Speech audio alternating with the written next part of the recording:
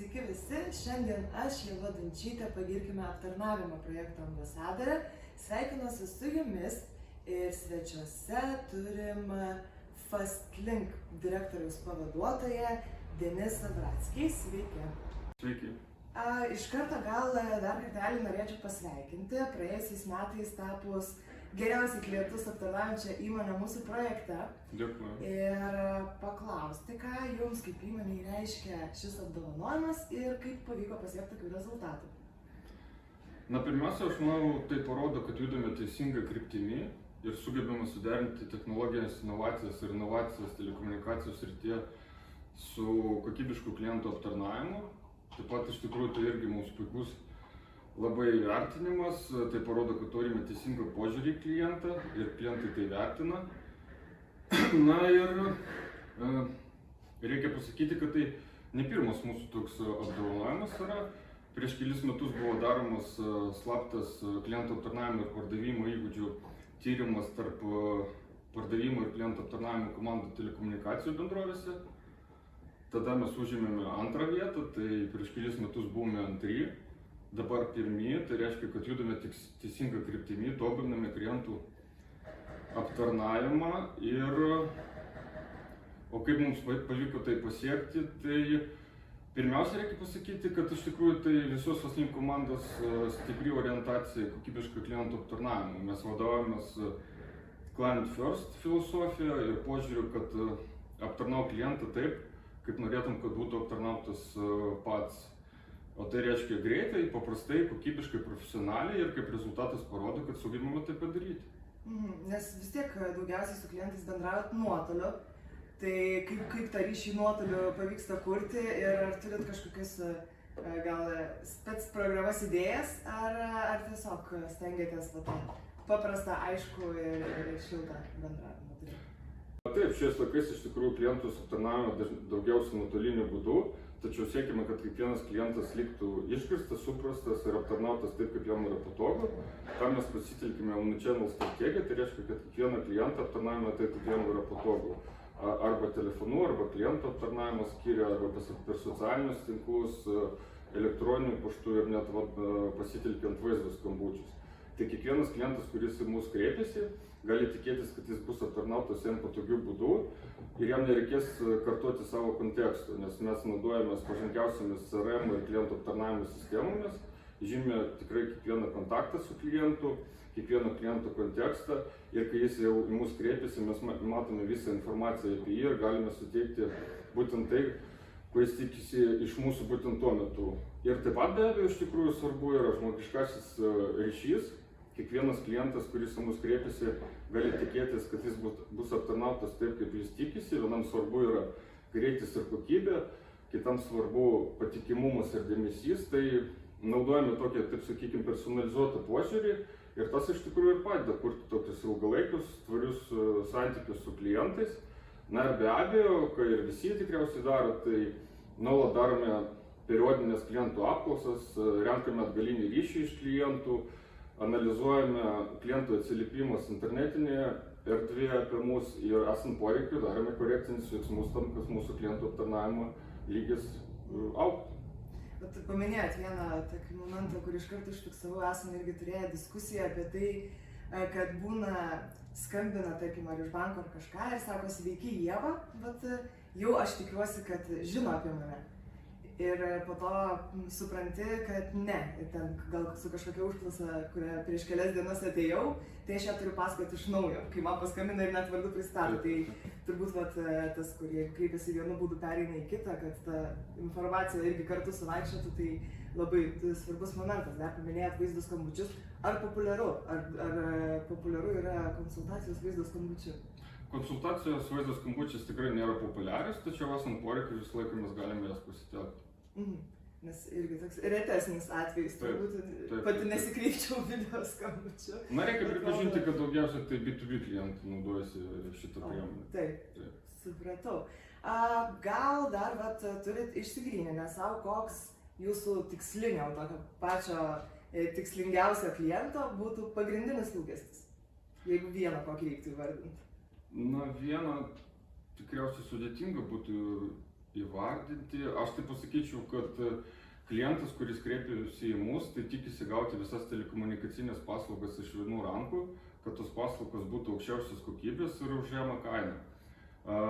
Reikia pasakyti, kad mes turime bene plačiausią paslaugų krepšelį iš visų telekomunikacinių bendrovių, kurios dirba Lietuvoje. Mes teikime šviesolaidinio interneto, 5G, 4G interneto, mobilaus ryšių, televizijos, vaizdo stebėjimo ir kitas IT ir IP paslaugas. Ir pavyzdžiui, šviesolaidinio interneto paslaugų kaina prasideda nuo 6,90, mobilaus ryšių paslaugų kaina prasideda nuo 9,90. Kalbant apie televiziją, mes sutikime visiems savo klientams galimybę žiūrėti net 20 TV kanalų visiškai nemokamai, neribotą laiką. Vėlgi praktiškai vienintelį, manau, Lietuvos rinkoje. Ir kadangi mes jau čia kalbame apie klientų aptarnavimą, tai tikrai kiekvienas klientas, kuris kreipiasi į mus, tikisi, kad jis bus ypatingai kokybiškai ir profesionaliai aptarnautas. Tai taip, rezumuojant, klientai tikisi, kad gaus visas telekomunikacinės paslaugas iš vienų rankų, kad tos paslaugos bus kokybiškos, pažangių technologijų ir kad klientai bus aptarnauti profesionalios klientų aptarnavimo komandos, ką iš tikrųjų su visa Faslink komanda sėkmingai ir darome ir rezultatas tai ir parodo. Dėkui. Dar bendrai, taip pasvaršius, čia gali gal jūsų asmeninė tokia nuomonė, ko trūksta labiausiai Lietuvoje klientų aptarnavime, ko labiausiai trūksta? Na, Lietuvoje geras klausimas. Šiuo metu, aš manau, egzistuoja toks procesinis klientų aptarnavimas, kai yra svarbu laikytis tam tikrų procesų ir, taip sakykime, užsidėti varnelę, kad viską padariau teisingai. Aš manyčiau, kad trūksta lankstumo, noro padėti klientui ir dažnu atveju iš tikrųjų net darbuotojų įgalinimo, nes darbuotojai daugiausiai yra vykdytojai, o ne sprendimų priėmėjai. Mes savo ruožtu pas mumis įmonėje tai stengiamės keisti, įgalinti darbuotojus, kad net neapibrėžtose situacijose ir kai nėra aiškaus sprendimo ir sprendimas nėra parašytas instrukcijose, darbuotojas galėtų tą sprendimą priimti ir kokybiškai aptarnauti klientą. Tas irgi turbūt labai svarbu, nes būna ir su slapto pirkėjo tyrimais dirbant, tikrai ne vieną 10 tų anketų yra tekę skaityti, kur kaip ir surenka visas tas varneles, bet ten pasisveikino, pasiūlė, atsakė į klausimus, bet ar rekomenduotum tokį aptarnavimą? Nu ne, jis nebuvo blogas, bet jis nebuvo geras toks, kur. Tai labai toks gražus atsakymas, turbūt, jeigu manęs dar kada nors kas nors paklaus, sakysiu tą patį, pasivoksiu jūsų tą atsakymą, kad paprasto, ne tokio robotizuoto atsakymo klientų aptarnavime. Dabar kuriant tas patirtis geras klientam ir vis tiek turbūt svarbu yra motyvuota komanda, kuri norėtų ne tik tas varneles sudėti, bet ir kurti tą gražesnį ryšį. Kas labiausiai motyvuoja tuos darbuotojus, kurie dirba su klientais, kurti tas gražias patirtis?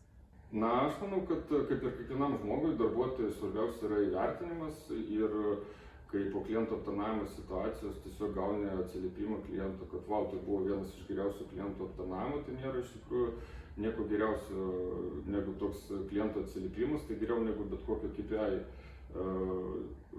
įvykdymas.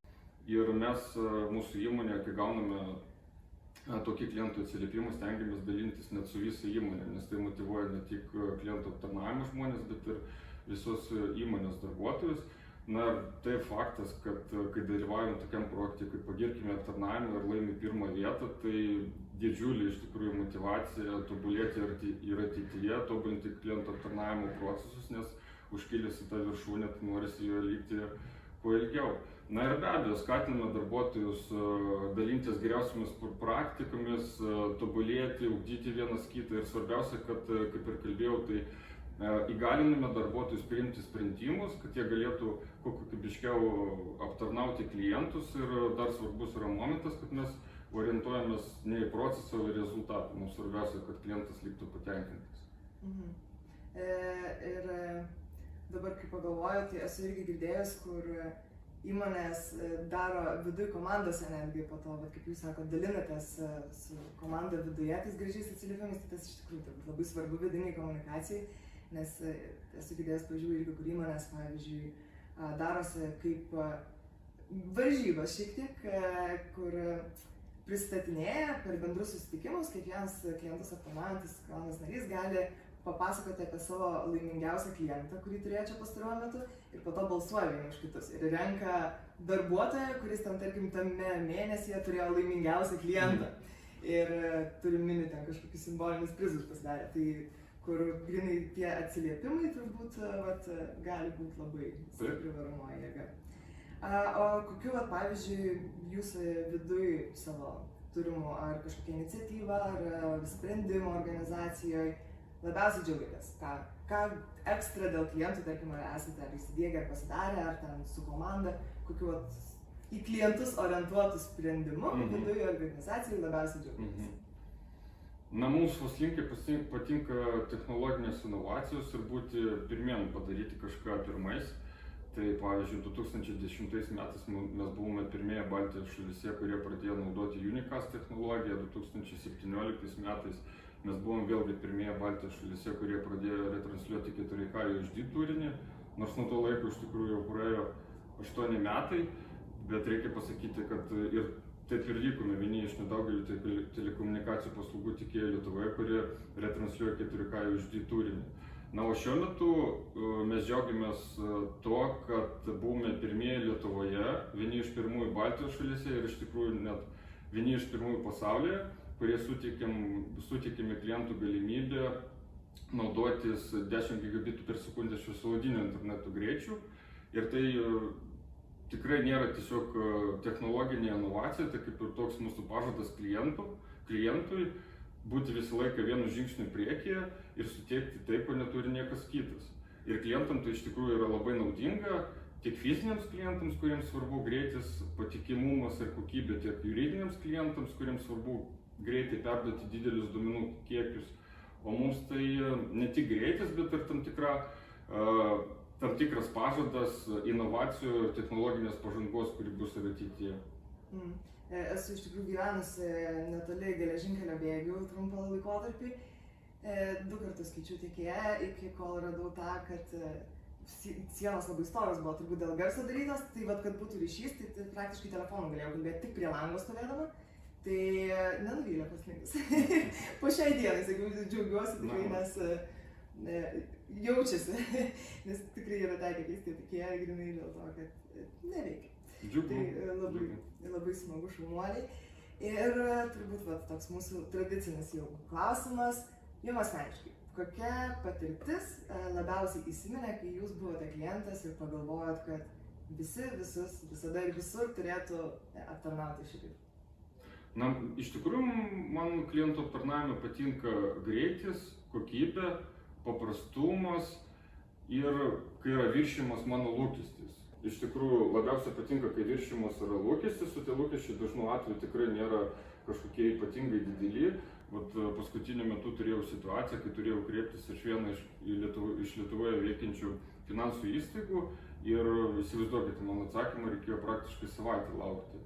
Tai tada kaip alternatyvą nusprendžiau kreiptis į kitą ir atsakymą gavau tą pačią dieną ir jau kitą dieną galėjau jau pasirašyti dokumentus, kurie buvo reikalingi. Tai iš tikrųjų toks paprastas dalykas, atrodo kaip ir natūralus šiais laikais, bet palyginti su kita įmonė, aš likau super patenkintas tokiu klientų aptarnavimu. Tai reziumuojant galim pasakyti, kad aš manau, kad jokio klientų aptarnavimo stebuklo nėra ir kaip ir Fastlinkai, jokio klientų aptarnavimo stebuklų mes nedarome. Reikia tiesiog noro padėti klientui. O jeigu nori padėti klientui, tai iš tikrųjų viskas labai puikiai ir gaunasi, kas sėkmingai mes sugebame gyvendinti ir Fastlinkai. Taip, kurti tas tokias paprastas ir problemas sprendžiančias turbūt patirtis. Viskas paprasta. Esu skaičiusi irgi žiniasklaidoje vienos įmonės straipsnis, kur dalinosi, kai skambina klientai, ką reiškia tas ekstra žingsnis. Dėl klientų tai sako, visą laiką liepiam klientams padėti tiek, kiek galim, kur jeigu skambino žmogus, pasikalbėjo dėl paslaugų ir paklausė, kada kaziuko mugė. Ir sako, tikrai svarbu auginti tą komandą taip, kad nebūtų jai sunku sėdint prie to kompiuterio, atsidaryti ir pasakyti klientui, kada ta kaziuko mugė, o ne man nebepriklauso čia šitie klausimai į pareigas. Tai turbūt tokių patirčių kūrimo ir palinkėsiu jums, visai jūsų komandai, kad kiekvienas klientas būtų pats laimingiausias klientas. Dėkuoju. O aš linkiu Jums, kad Jūsų projektas vyktų dar labai ilgą laiką. O, ačiū labai ir dėkui už Jūsų laiką. Dėkui. Dėkui.